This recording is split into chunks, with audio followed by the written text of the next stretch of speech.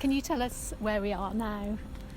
Yes, we are in the Story Garden, which is one of Global Generation's home bases between the Crick and the British Library and the station, St Pancras Station. And the Story Garden is part of your charity, Global Generation. Can you tell us a little bit about the pillars that are the foundations really for your work?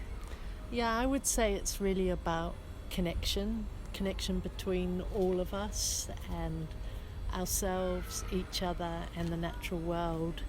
And sometimes we describe that shorthand as I, we and the planet. I love that, because when we met and you talked about that, that's really the same things that led to the founding of our garden. Oh really? Yeah. So it was really nice to have that connection immediately and to have come to it from different places. Yeah, I love the fact that through working with you, it felt like both of our work, it was about health, and that health is about connection.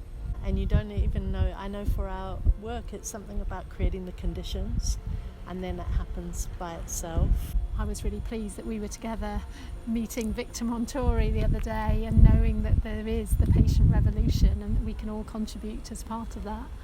Yeah, it's pretty exciting, isn't it, to find a movement and words for so many things that have had to happen under the soil, slightly under the parapet, so that they don't get picked up and grabbed and turned into a program and rolled out. And I mean, I think you've done that really well. You've just cherished those little seeds and cherished that safe space and brave space for people to come together. And I was wondering, in terms of the things that are happening in the listening space, what are some of the things that are most, meaningful for you?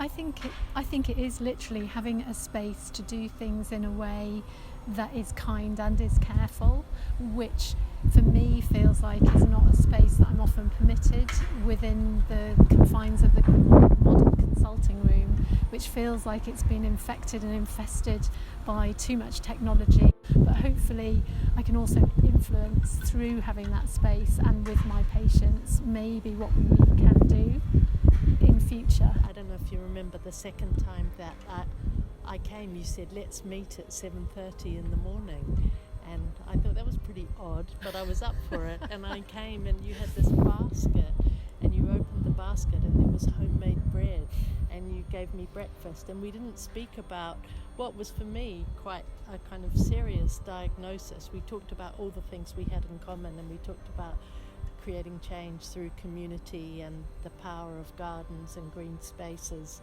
And by the time I left, I really felt like I was a well person, full of possibility, and it gave me a completely different way of looking at my illness at the time. Seemed like a small part of me. And it feels enriching as a clinician to be able to do that, and such a privilege for people to let you into their worlds and what's important to them and share those stories. All of our biographies are so different, and I really appreciated the way our conversation stretched from Kentish Town down here to King's Cross, and now you're very much a regular presence in the Story Garden. As you are in the listening space. Yeah, so our biographies have woven into each other, and our stories with all the other people we interact with.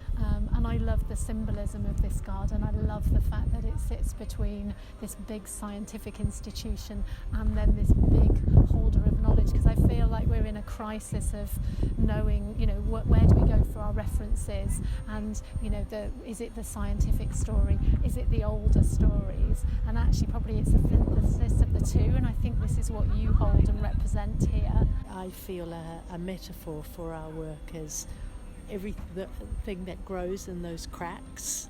So I like to think the best part of our work is a space for the wild and the free. It's bringing out the life beneath the concrete, literally in these very concrete places, and sometimes in the concrete places inside ourselves. Yeah, I think we sometimes think that big things need to happen, but actually it's all there, just waiting for the right conditions, isn't it, to bring it forth.